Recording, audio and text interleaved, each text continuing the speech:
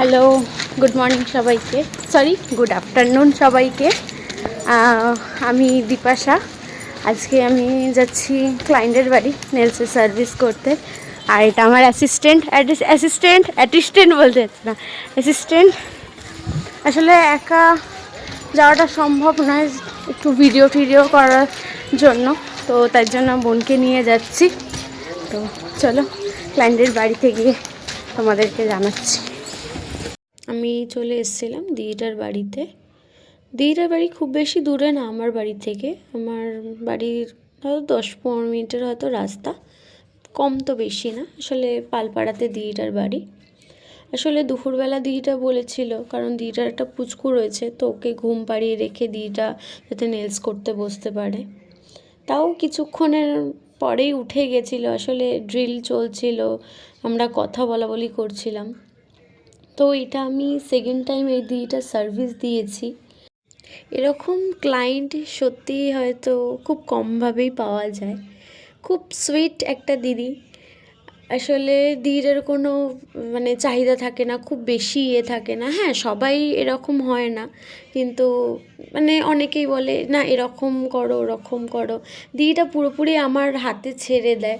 হ্যাঁ, নিজের কিছু থাকে যে শুধু বলে দেয় যে মিউট কালারের মধ্যে করে দাও, বাদ বাকি তোমার হাতে, তুমি যেরকম করে দেবে। বেশ ভালো লাগে এরকম, যে বিশ্বাস করে দিদি নিজের নেলসের ডিজাইনগুলো পুরোপুরি আমার হাতে ছেড়ে দেয়। তো এরকম ক্লায়েন্ট খুব ভালো লাগে সার্ভিস দিতে। তো তোমাদেরও হয়তো এরকম অনেকেই পেয়েছো ক্লায়েন্ট যে তোমার হাতে ছেড়ে দেয়, যে যেমন করে দেবে তোমার হাতে ছেড়ে দিলাম, তুমি নিশ্চয়ই খারাপ করবে না। এতটা বিশ্বাস যে এই ক্লায়েন্টরা করেন, তো এটাতে খুব ভালো লাগে আর কি। যেহেতু আমি ফার্স্ট এরকম কাজে, যেহেতু আমার এই প্রফেশনে ফার্স্ট, তো আমারই খুব ভালো লাগে যখন ক্লায়েন্ট খুব বিশ্বাস করে তাদের নিজেদের নেলসের দায়িত্ব আমাদের হাতে ছেড়ে দেয়। খুব কোঅপারেট করে আমার সাথে দিদিটা।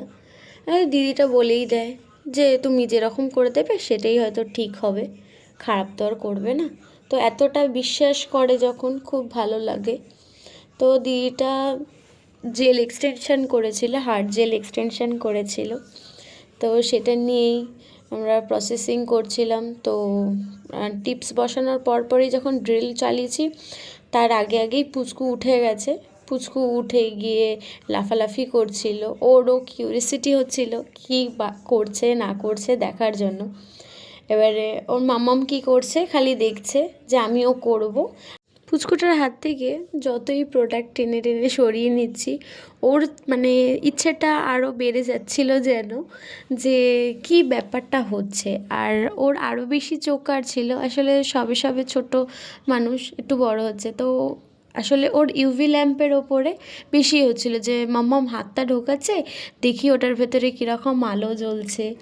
তো আমিও হাত ঢোকালেও হয়তো ওর ভেতরে আলো জ্বলবে। তো ও বিষয়টা খুব এনজয় করছিল, দুষ্টুমিও করছিল প্রোডাক্টগুলো নিয়ে এদিক ওদিক। তো আমরা খুব দিদি তো অতিরিক্ত ভয় করেছে যে এটা সরিয়ে দাও ওটা সরিয়ে দাও, এরকমভাবে রেখো না, ওর সামনে সব ফেলে দেবে। কিন্তু ও খুব একটা দুষ্টুমি করছিল না, চুপচাপই বসে বসে দেখছিল।